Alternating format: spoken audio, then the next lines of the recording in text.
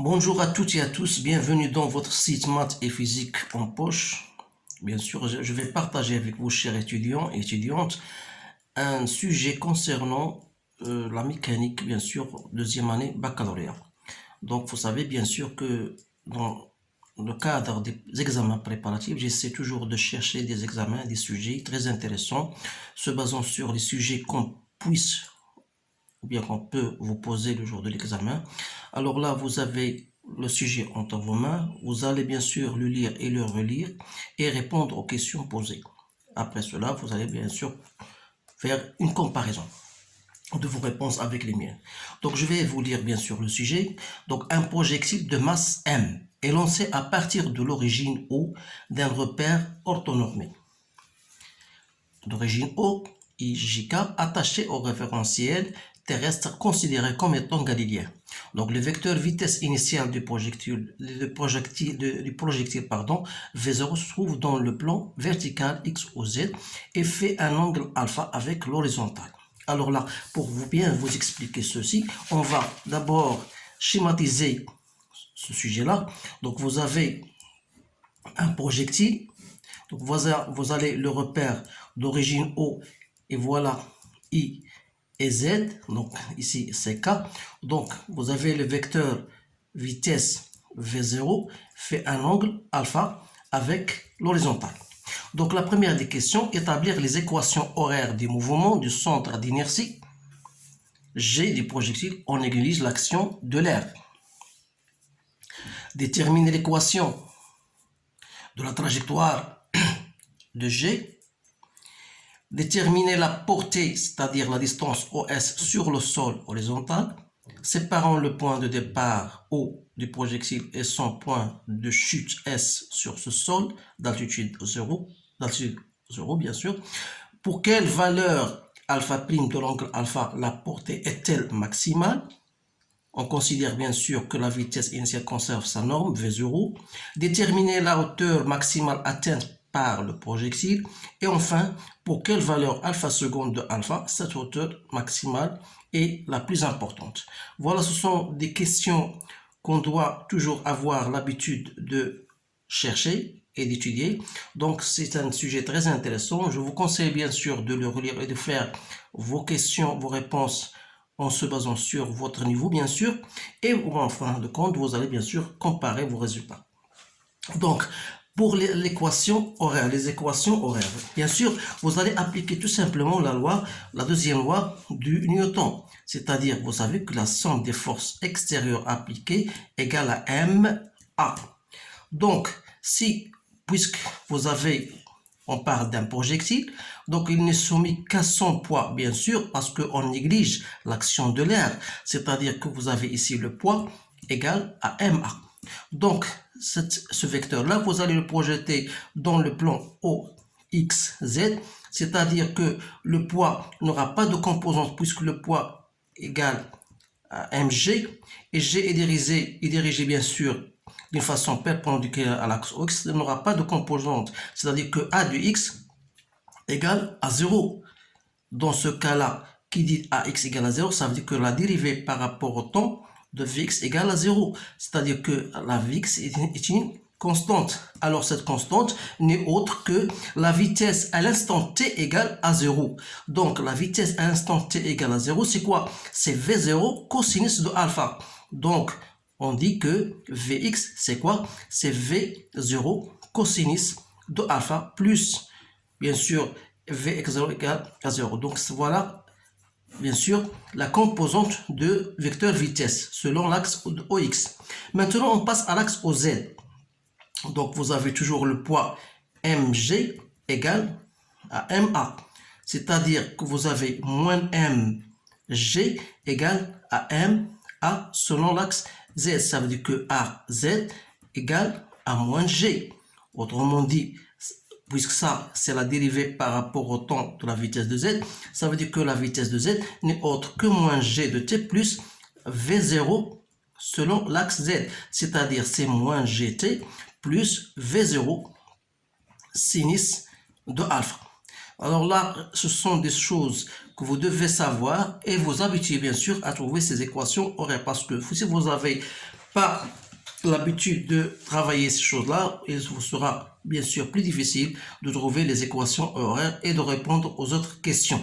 Donc, déterminer l'équation horaire, l'équation de la trajectoire, ce sont des questions, bien sûr, ce sont des questions liées. Alors, pour déterminer l'équation horaire, il suffit de trouver z, parce qu'on a z, en fonction de x. Alors là, d'après la relation qu'on a ici, on a Vx, donc on peut déterminer x en fonction de temps, c'est-à-dire c'est V0 cosinus de alpha t plus x0. Alors x0 égale à 0, pourquoi? Parce que on a pris l'origine, le repère considéré, et le projectile part du point O, donc x0 égale à 0, et ainsi le même z en fonction de temps n'est autre que l'intégration de ce machin-là, donc c'est-à-dire moins 1 demi g t au carré plus v0 sinus de alpha t plus z0. De la même manière, z0 égale à 0. Alors, si on considère ces deux fonctions, ces deux équations-là, on peut déterminer à partir de l'équation 1, on peut déterminer t, c'est-à-dire t égale à quoi? C'est x sur v0 cosinus de alpha. Alors, on va remplacer dans 2. Donc, on aura z en fonction de x. C'est moins 1 demi g t au carré, c'est-à-dire x sur v0 cosinus de alpha x au carré, plus v0 sinus de alpha, que je multiplie par x sur, cette fois-ci, sur v0 cosinus de alpha. Donc, z en fonction de x n'est autre que moins 1 demi g sur v0 au carré cos au carré de alpha x au carré plus x tangente de alpha. Voilà votre équation, bien sûr, horaire. Donc maintenant, je passe à la troisième question. Déterminer la portée, c'est-à-dire la distance aux s. C'est-à-dire, on vous demande, par exemple, voilà le projectile. Donc il va tomber à un certain moment, il va tomber, voilà, à un point bien déterminé. Appelons ce point, par exemple, P. Donc la portée, c'est quoi? C'est la distance au S. Donc si on voilà cette distance-là, c'est la portée. Donc on va monter, on a noté bien sûr ça c'est S. Donc au S, on va trouver quelle est cette distance au S. Alors là, comment on va répondre à cette question-là? Vous savez que lorsque le projectile arrive à son sommet, alors on a V de Z sera nul. C'est-à-dire que GT en S, voilà le sommet que j'appelle ça S, donc pour ne pas confondre avec ça. Donc au sommet là, on aura GT de S égale à V0 sinus de alpha. C'est-à-dire que TS égale à V0 sinus de alpha sur G. Alors là, connaissant GTS, on peut calculer OS. C'est quoi? C'est la composante du sommet, c'est-à-dire voilà cette composante de sommet, on a notre XS. Donc ça, c'est un autre point où j'appelle P. Donc ce qui n'importe, c'est voilà la portée, c'est cette distance là. Donc voilà XS, on doit trouver cette OX, voilà sa distance, pardon, parce que j'ai déjà, donc OS, voilà le sommet, donc OS, voilà la portée. Donc XS, c'est quoi? On va remplacer, parce qu'on sait que x de t, d'après notre expression qu'on a déjà trouvée, on a trouvé que x de t c'est v0 cos de alpha t. Alors t c'est ts, donc on aura bien sûr v0 cos de alpha que je multiplie par v0 sinus de alpha sur g. Ça me donne v0 au carré cos de alpha sinus de alpha sur g. Sachant bien sûr que ça, si vous le connaissez, sinus de 2 alpha, c'est 2 sinus de alpha cos de alpha. Alors, on peut trouver XS comme étant V0 au carré sinus de 2 alpha sur 2G. Voilà. Là, voilà, on a bien déterminé XS. Maintenant, je vais passer à l'autre question. Voilà, question 4. Question 4. Pour quelle valeur alpha prime, pour quelle valeur de alpha prime l'angle alpha, la portée est-elle maximale? Dire que la portée est maximale, voilà, Ça veut dire quoi? Ça veut dire que V0 sinus, qu'on a trouvé sinus de 2 alpha sur 2G, est maximal. Et vous savez que pour qu'elle soit maximale, il suffit que la fonction sinus, puisque compris entre moins 1 et 1, il faut qu'il porte le nombre 1, c'est-à-dire que x S maximal sera égal à V0 au carré sur 2G. Et cela, bien sûr, indique que sinus de 2 alpha égale à 1, c'est-à-dire c'est la sinus de pi sur 2. Alors, donc 2 alpha égale à pi sur 2, ça veut dire que alpha, c'est la valeur de alpha prime, bien sûr, c'est pi sur 4. Voilà la valeur de alpha prime que peut répondre alpha pour qu'on ait bien sûr une valeur maximale de cette portée-là. Donc, déterminer la hauteur, déterminer maintenant la hauteur maximale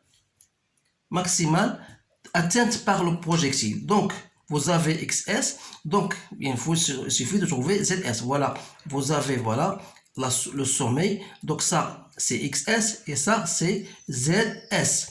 Donc ZS c'est quoi? C'est Z de l'altitude maximale que je peux appeler H ou bien comme vous voulez, ou bien ZS comme vous voulez. Donc c'est V0 au carré sinus au carré de alpha sur 2G. Voilà la valeur de ZH.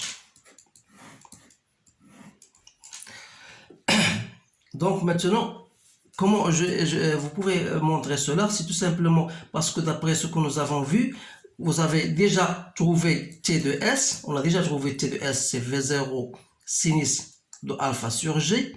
Alors, il suffit de remplacer dans ZS qui est égal à moins 1 demi G T au carré. Donc, vous avez V0 sinus de alpha sur G au carré plus V0 sinus de alpha fois T, donc c'est V0 sinus de alpha sur G. Alors là, vous allez faire votre calcul, donc c'est moins V0 au carré sinus au carré de alpha sur 2G plus V0 au carré sinus au carré de alpha sur G. Et ça n'est autre que V0 au carré sinus carré de alpha sur 2G. Voilà, c'est la démonstration de cette expression-là. Donc, il nous reste maintenant la question numéro 6. Donc, qu'est-ce qu'il dit cette question-là? Pour quelle valeur de alpha seconde de alpha, cette hauteur maximale est la plus importante? Donc, on a trouvé, bien sûr, cette hauteur maximale, ZH, elle est plus importante, sera plus importante ou bien plus maximale, c'est-à-dire dans le cas où sinus au carré de alpha égale à 1. Parce que dans ce cas-là, ZH sera plus importante et va prendre la valeur V0 au carré sur 2G. Alors là, sinus au carré de alpha égale à 1, c'est-à-dire c'est sinus au carré de pi sur 2. Donc, ou bien vous allez trouver sinus de alpha, c'est bien égal à 1. Donc, ça veut dire que alpha égale, ou bien on va noter ce alpha, c'est alpha seconde. On a noté alpha seconde. Donc, alpha seconde n'est autre que pi sur 2. Donc, voilà la réponse à cette dernière question. Donc, essayez bien sûr de répéter cet exercice-là. Dans les séances prochaines, on va bien sûr choisir d'autres sujets plus intéressants et plus difficiles que celui-là. Alors, dans l'attente de la séance prochaine, en attendant bien sûr ça, je vous souhaite une bonne chance et je vous remercie bien sûr de votre attention et je vous dis au revoir.